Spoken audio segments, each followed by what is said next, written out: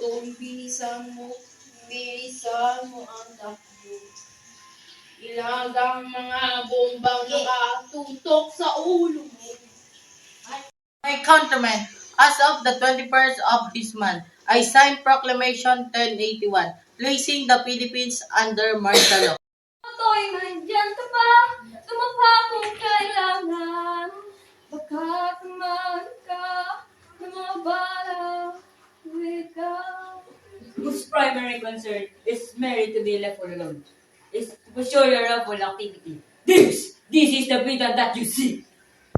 Makinig ka, huwag kang papagabi.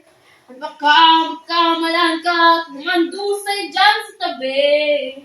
Totoy, alam mo ba kung ano ang punot dulo ng di matapos-tapos nakaguluhang ito?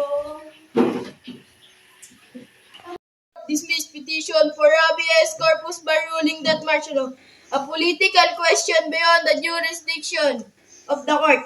Higit pa dyan, ay itinuring ng hukuman ng 1973 Constitution ng buong pwersa at epekto na pinalitan ng 1935 Constitution ngayong gabi. Halos 3,500 ang namatay. Mga Pilipino ang kalayaan dahil madami nang namamatay dahil sa martial law na yan. Okay na. Nasa labas ka pa sa oras ito. Hay nako. Huwag niyo po! Kapatid ko!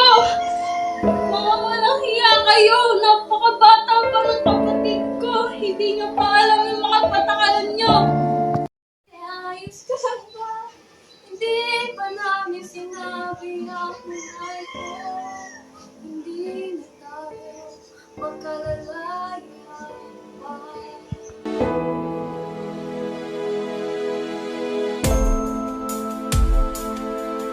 Talagang higpit ng politika. Kailangan na natin ng hustisya para sa ating mamamayan.